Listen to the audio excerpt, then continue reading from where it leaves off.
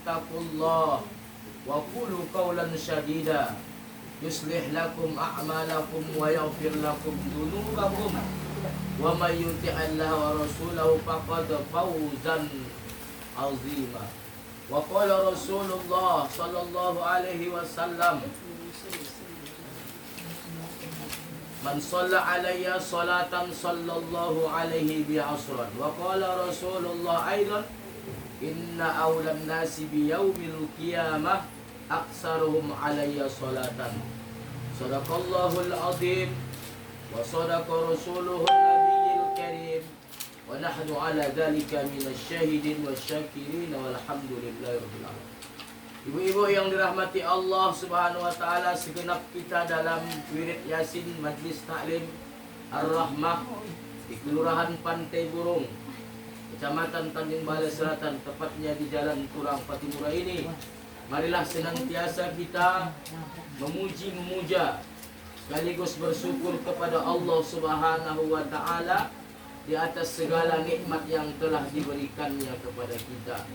Kita bersyukur hari ini Allah masih menganugerahkan kita kesehatan, dilengkapi pula dengan keikhlasan hati kita untuk sama-sama melangkahkan kaki di majlis-majlis ilmu, di majlis-majlis yang penuh dengan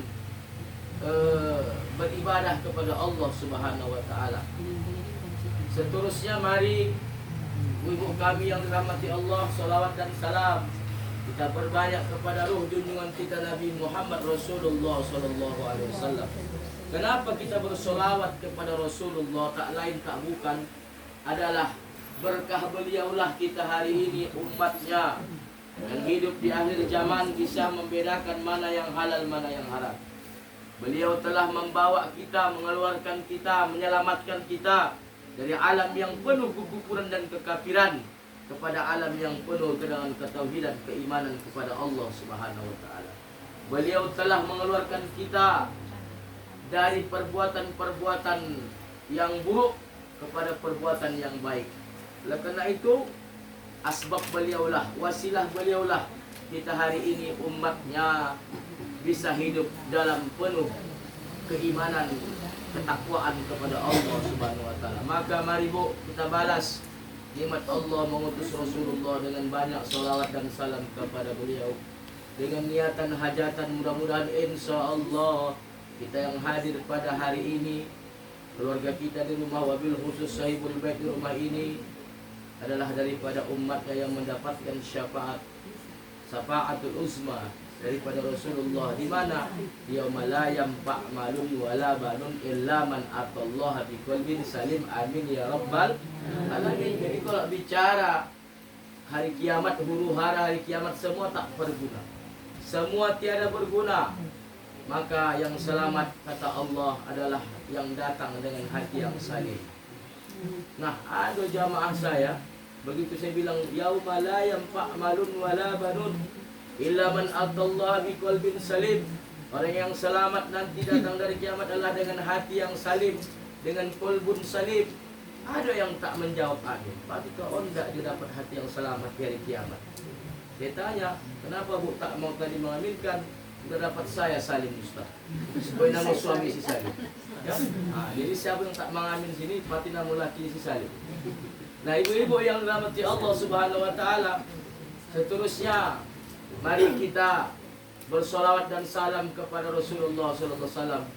Mudah-mudahan insyaallah sekali lagi kita umatnya yang hidup di akhir zaman ini tetap istiqomah. Beliau tidak meninggalkan apa-apa kepada kita, tidak meninggalkan warisan, tidak meninggalkan harta, tapi meninggalkan dua pusaka yang insyaallah apabila kita memegang teguh dua pusaka tersebut, kita tidak akan tersesat selama-lamanya, yaitu Al-Quranul Karim, kalamullah, dan as-sunnahnya Rasulullah sallallahu alaihi wasallam. Amin ya rabbal. Ibu-ibu yang dirahmati Allah, kalau kita lihat kalender hari ini, kita sudah berada di hari yang ke-6 di bulan Sya'ban. Bulan Sya'ban termasuk juga bulan yang mulia. Dikatakan oleh Rasulullah dalam sebuah hadisnya, anna Rajab syahrullah wa Sya'ban syahri wa Ramadan syahrul ummati. Bulan Rajab bulannya Allah, bulan Sya'ban adalah bulanku, bulan Ramadan adalah bulan umatku. Oleh karena itu, mari kita bermohon kepada Allah Subhanahu wa taala sesuai dengan doa yang diajarkan Rasulullah. Allahumma barik lana fi Rajab wa Sya'ban wa ballighna Ramadan. Ya Allah, berkahi kami di bulan Rajab dan bulan Sya'ban, dan sampaikanlah kami kepada bulan Ramadan. Saya yakin dan percaya kita semua yang hadir pada hari ini adalah menginginkan ketika kita sampaikan umur kepada bulan Ramadan. Amin ya Rabbal Alamin. Ibu-ibu yang dirahmati Allah Subhanahu wa taala, walaupun kita sudah berada di awal bulan Sya'ban, bulan Rajab sudah kita tinggalkan. Bulan Rajab ini ada satu peristiwa yang maha penting, yang maha dahsyat, ya, yang tidak pernah diberikan Allah peristiwa ini atau momentum ini kepada nabi-nabi Allah sebelum Nabi Muhammad, yaitu tak lain tak bukan adalah peristiwa Isra Mi'rajnya Nabi Muhammad sallallahu alaihi wasallam dari Masjidil Haram ke Masjidil Aqsa, dari Masjidil Aqsa naik ke Sidratul Muntaha hingga sumastawa 'alal 'arsy, yaitu berjumpa dengan Allah dalam rangka memenuhi panggilan Allah sekaligus mengambil amanah untuk melaksanakan perintah solat sehari semalam yang awalnya adalah 50 rakaat menjadi 5 rakaat. Nanti akan kita bahas selanjutnya. Nah, ibu-ibu yang dirahmati Allah Subhanahu wa taala, Allah mengabadikan dalam surah Isra, dibacakan oleh ibunda kita tadi, apa kata Allah dalam Al-Quran? Subhanalladzi asra bi'abdihi.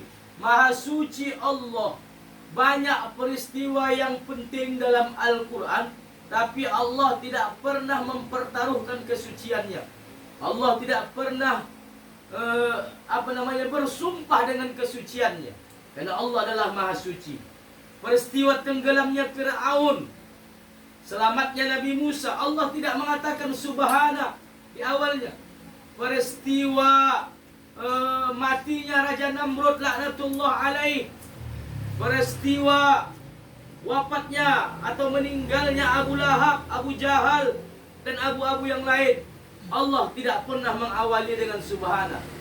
Tapi wallahi tallahi, ketika Allah menceritakan peristiwa Isra dan Mi'rajnya Nabi Muhammad Rasulullah SAW, Allah bersumpah dengan kesuciannya. Subhanalladzi, maha suci Allah, asra, yang telah memperjalankan hambanya.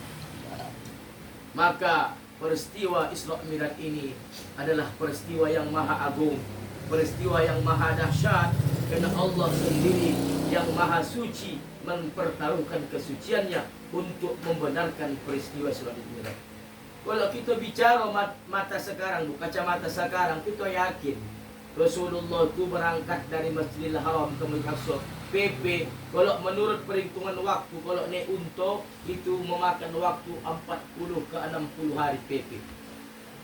Jadi siapa yang percaya dahulu yang memang tidak ada kendaraan yang super canggih, tapi yakin dan percaya kita hari ini bisalah membuktikan bahwasanya memang semua itu diukur dengan teknologi yang canggih.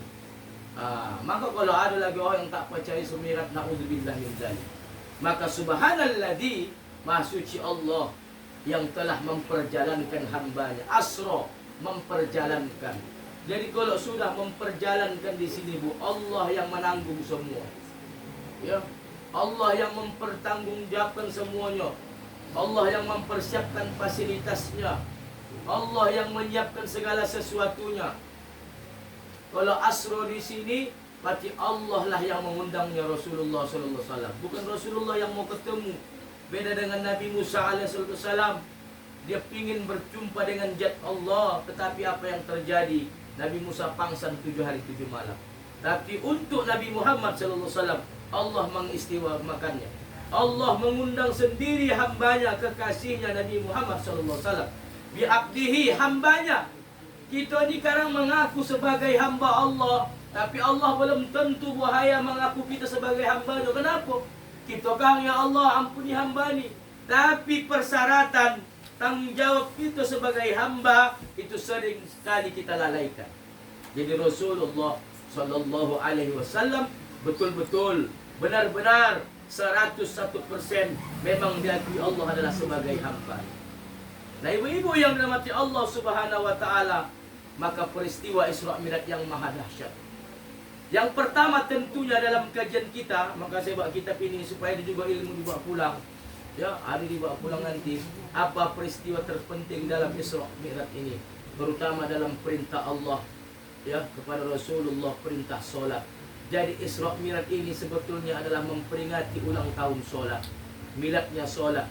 Maka kalau ibu hendak mi'raj seperti Rasulullah, solatlah, jagalah solat. Karena kata Rasulullah, as-salatu mi'rajul muslimin atau mi'rajul mu'minin. Solat itu adalah mi'rajnya orang-orang muslim.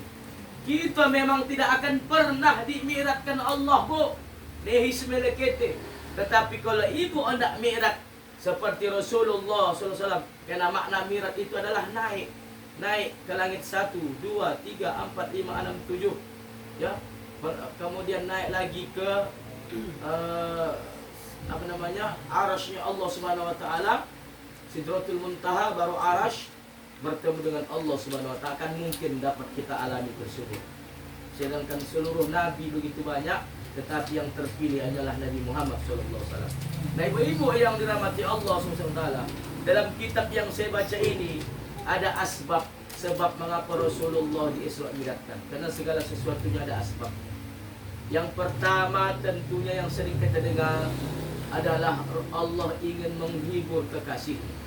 Kita kata bersama di tahun ke-10 kenabian, Rasulullah kehilangan 2 orang yang sangat dicintainya, yang sangat berjasa dalam membantu dakwahnya.